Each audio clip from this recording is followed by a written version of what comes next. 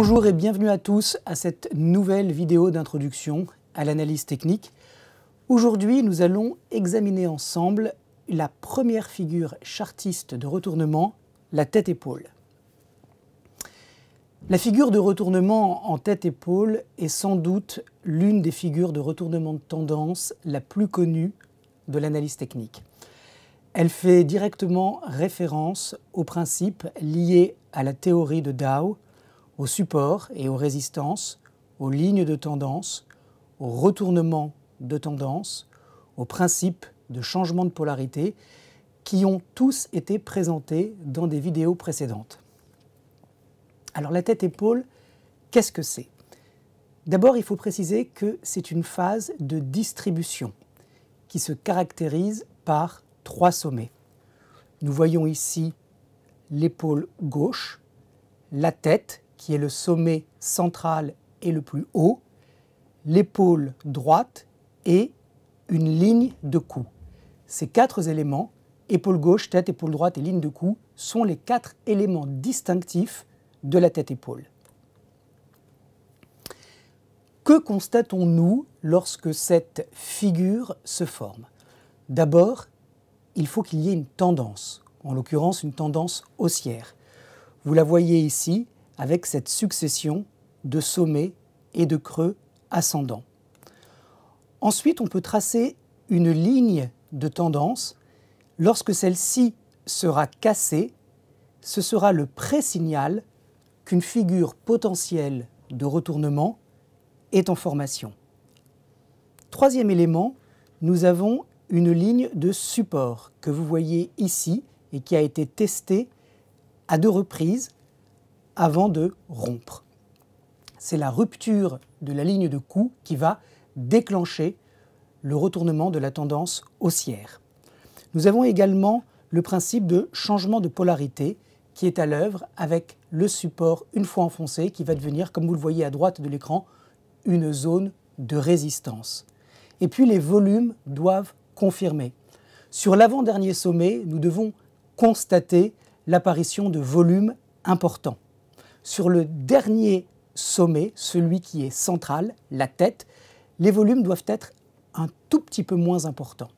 Sur le troisième sommet, les volumes doivent être faibles, ce qui montre bien la suspicion des investisseurs à continuer la progression haussière et le manque d'intérêt qui commence à se manifester.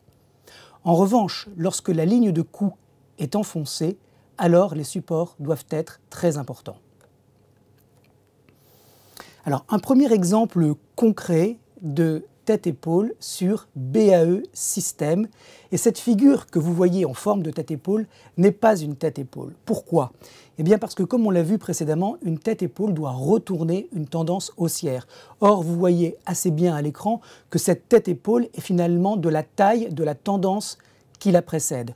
On doit être à 50% de retracement de l'impulsion précédente. Autrement dit, cette tête-épaule est beaucoup trop importante.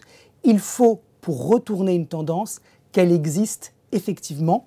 Et quand on regarde l'exemple suivant sur Sartorius, là par contre, vous pouvez constater que la figure de renversement en forme de tête-épaule est mieux proportionnée par rapport à la tendance qui la précède.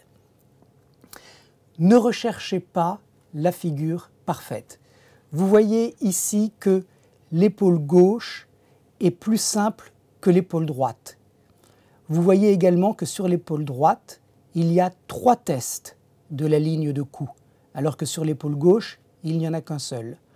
En revanche, ce qui est assez important, c'est de constater que la hauteur des 2 épaules est sensiblement identique. Vous pouvez enfin remarquer sur la droite le principe de changement de polarité qui a été activé avec cette ligne de support qui, une fois enfoncée, devient une zone de résistance. Ici, vous avez une tête-épaule formée sur le DAX. Remarquez que l'épaule gauche, encore une fois, a une physionomie sensiblement différente à celle de l'épaule droite. Ce n'est pas grave. On voit bien dans l'esprit la phase de distribution en place, avec ce premier sommet moins haut que le sommet central qui représente la tête et puis le troisième sommet sur la même hauteur que l'épaule gauche qui finalement débouche sur une cassure de la ligne de cou.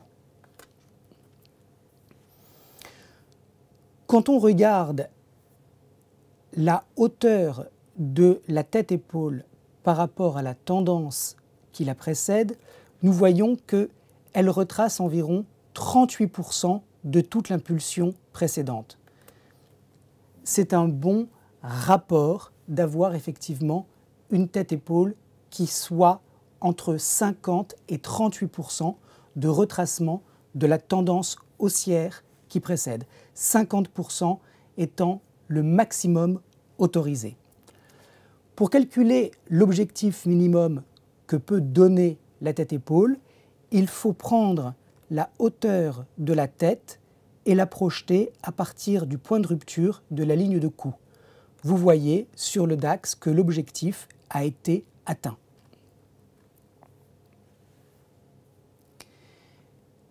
Vous pourrez de temps en temps observer que la ligne de cou de la tête-épaule est inclinée dans le sens de la tendance. On le voit assez bien sur Kering. Ceci n'altère en rien la validité de la figure tant que la ligne de cou est enfoncée.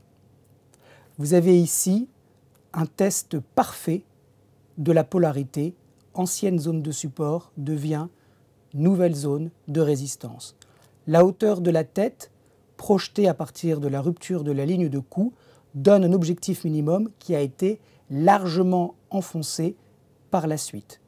Par ailleurs, vous pouvez également constater que l'épaule droite est plus complexe que l'épaule gauche. Mais encore une fois, cela n'altère pas la validité de la figure.